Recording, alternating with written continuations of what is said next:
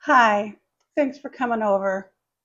I meant to serve you crock pot butter chicken, but as you can see, my chicken is taken out, but there's no crock pot. I forgot. Got ready, took out the chicken, got the naan bread in the microwave, and we left. And I came back and I was like, that's weird. I don't smell my butter chicken. Then dawned on me, I forgot to do it. Because you see, I recently had a birthday a few months ago and I turned 107 and I found I forget things now. So instead of the crock pot butter chicken, we're just going to do it on the stove. Same thing, be just as good. It's just a little bit different technique. So I'll show you the crock pot butter chicken another time if I remember. But for now, at least we're still going to eat and it's still going to be good. So let's get started. Also, we're going to do a different technique this time. Usually I use the jar of butter chicken. It is so good. All you gotta do, well, all I do is just add a little cream to it, which we'll probably do that at some point. But this time, I'm trying something different. So we'll see. We'll see how it goes. It seems pretty self-explanatory and easy. So we're gonna do that. Simplify life a little bit since it's later in the afternoon. It'll be a pretty quick dinner. I mean, this is actually going to be a pretty quick weeknight dinner for busy moms, busy dads, busy people, busy single people. Even if you're not busy, you just want to eat fast. This takes about 30 minutes, start to finish. It's pretty simple. And I'm just going to use minute rice. I need to get a rice cooker so we can start getting better rice. But for now, minute rice it is. Pot and pan and package seasoning. Real quick, before we get started, I want to say thank you. Thank you for being here. Thank you for choosing to spend some time with me. Whatever the reason, whatever the season that brought you here, thank you. I'm grateful for you. And whether I'm here for many more years or whether this is the last video I make, I just want you to know I'm thankful for you. I'm grateful for you and I love you. Let's begin. We're going to cut up our chicken and put it in my pan. I'm going to cut up 3 chicken breasts. They're still slightly frozen, which is fine. It makes it a little easier to slice up, actually. Mom. What? Oh, my goodness, that's crazy. Oh, no. Okay, shut the door. Okay. This is a great meal to make your chicken stretch, to stretch your budget, because you can get a large pack of chicken. And when I get a large pack of chicken, I'll section it out, put like 2 per quart baggie. And then like this one, I just had a random 1 extra one. I don't know why. Usually they come in even numbers, but this time it didn't. So I just put 1. So I'm going to do 3 because everyone really likes it. So this way we'll have some leftovers for tomorrow, because I think tomorrow we're just going to have a leftovers day where we clean our refrigerator, because we have a few different options for dinner from the last week. So I'm actually going to slice them like butterfly them, but slice them all the way and then chop them into little cubes. But since they're a frozen block altogether, I'm just going to cut them all together. But anyway, this is a great way to make your chicken stretch, because I'll feed a family of 6 on 2 chicken breasts. Even like my teriyaki chicken, same way. You slice it and then you cut it so they're just like little bite-size chicken chunks. And you can really stretch it with rice. And like today we're doing rice and the naan bread. So your protein isn't your main dish, and then you just have sides. It's just like a component. So all together, it makes a conducive meal, and it really kind of stretches, and you can feed a lot of people on less amount of chicken. It's not like everybody needs their own chicken breast like other kind of dinners. So this is economically friendly. And Lord knows nowadays we can all use a little reprieve when it comes to the price of groceries.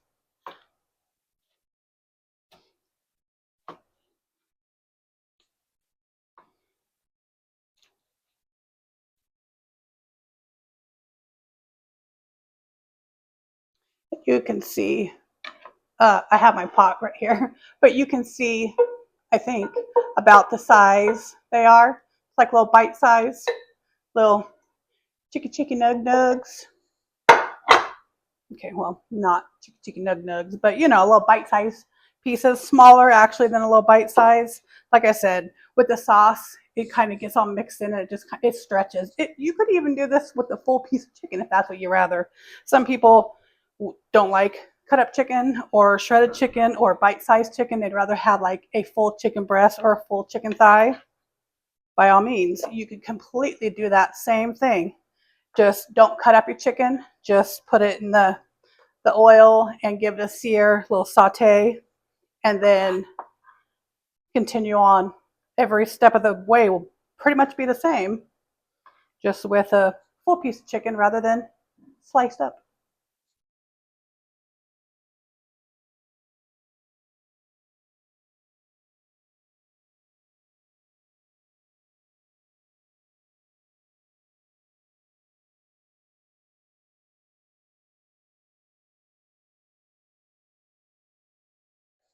Also, in the spirit of using what you have and not letting food go to waste, just kind of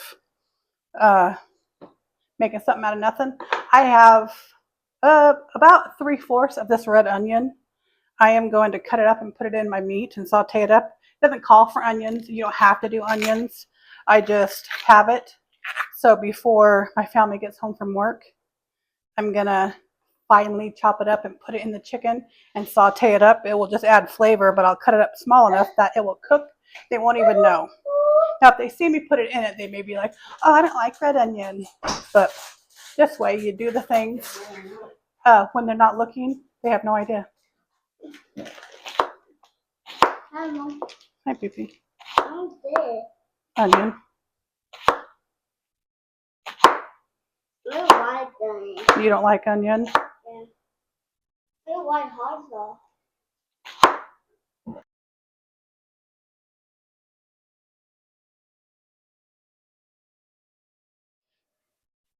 So you can see, oh, not that long piece. So you can see how little they are. They're just going to cook up and disintegrate right in. You'll get all the flavor, but none of the actually like chunks of onion. And so they'll be simmering in the sauce and they'll get soft and they'll eat it right along with the chicken and they'll have no idea.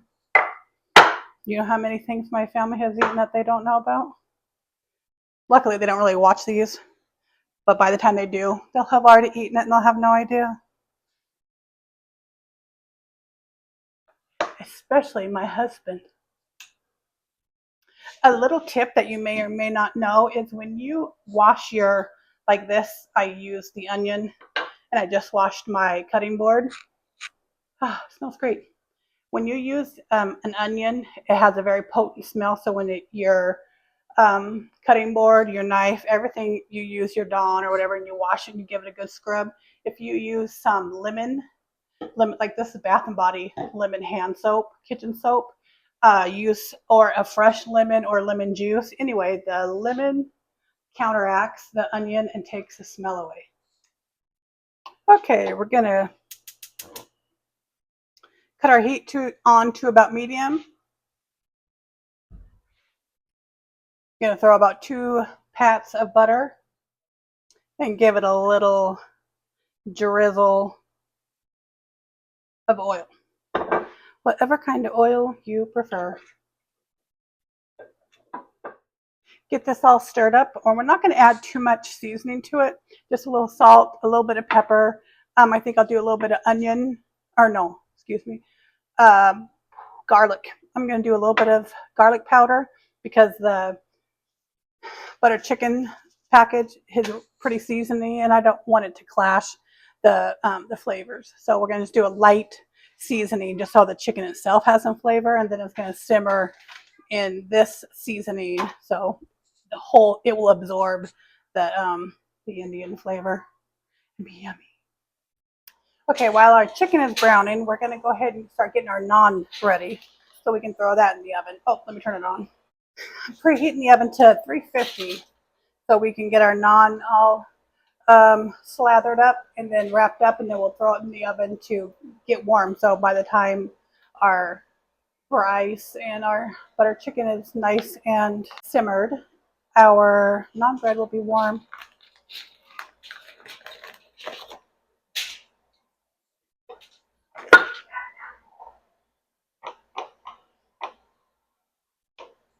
I like to use a spoon. I feel like it helps slather a little bit better. My butter's a little cold because it's cold in the house, so it's not as soft as I'd like it to be, but that's good enough.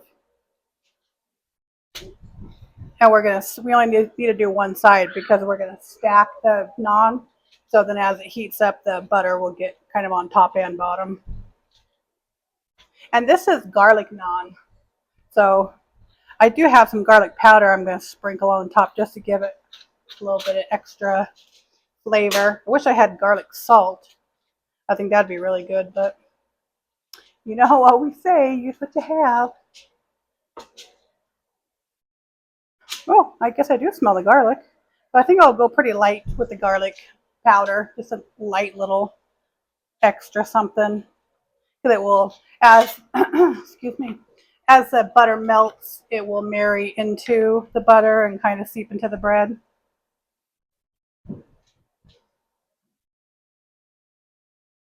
I was going to do both packages because there's 5 in each.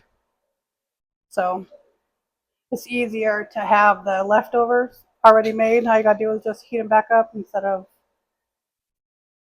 go through the whole thing again.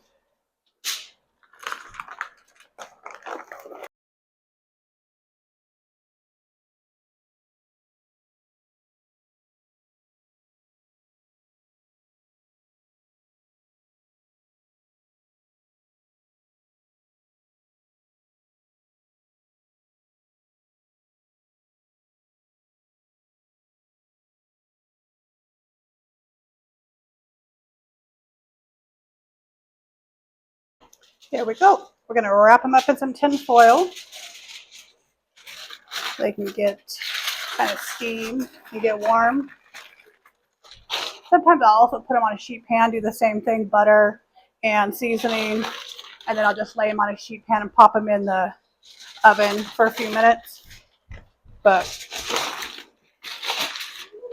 I'm just going to do it this way. That way I don't have to worry about forgetting about them and then being hard. Because I don't know, they're better when they're soft, kind of like steamed.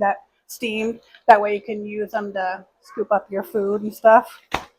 And then also, did you know how tin foil, one side is dull and one side is shinier? You put the shiny side in over your food because of the shininess reflects the heat or something, and it kind of helps it get hotter. That's what I've heard, or what I was told. You always want the dull side on the outside and the shiny side facing your food. Okay, our chicken is looking good, and just now some pieces are starting to get a little bit of color. If I can show you. Like, can you even see that? So we're going to keep going until the majority of the chicken. Now it's done now, but I like to have it a little crisp, a little like the browning. Adds for the flavor. We love flavor here, Flavor Town. Okay, I got my rice, my 5 cups of rice, and my 5 cups of water on the stove to boil. I'm going to do 5 cups of rice. So our chicken is browned. So we're just going to add in the butter chicken, both packages. Give that a stir. And then it calls for 2 cans of tomato sauce. So I'm going to put 2 cans of tomato sauce in and give it everything a stir. Don't worry about all the stuff that's cooked on the bottom, because when you add in your liquid, your tomato sauce and heavy cream, it will all come up. It'll just add to a depth of flavor.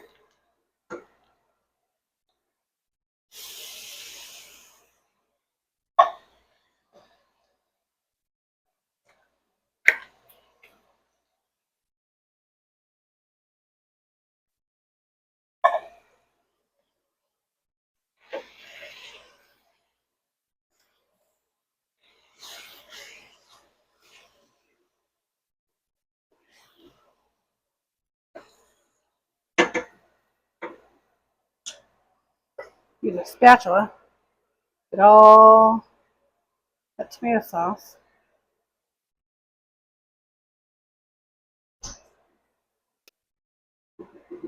Okay, I got my heat turned down. I had it turned up a little bit so I could get that chicken browning.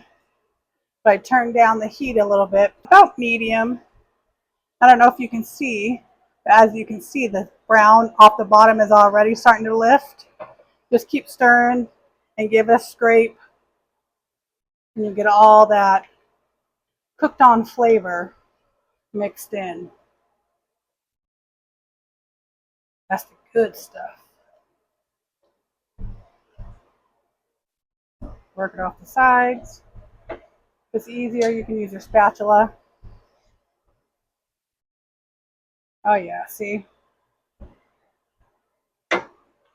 Okay. I'm gonna, once this is kind of starting to boil, I'm gonna cut it down even more, like a medium low, and just simmer it for a little bit. Simmer it for about 10 minutes or so. And then I'm gonna add the cream. You know, another good thing about these easy dinners is there is enough time in between while you're waiting for it to saute or you're waiting for it to simmer that you can clean up. So then you just clean up as you go. You make something, clean it up while you're waiting for it. Then that way when dinner's done, you're done. You don't have to then clean up. All you gotta do is just basically clean up your actual dinner, not your dinner prep or your making of the dinner. You just eat and then clean it up.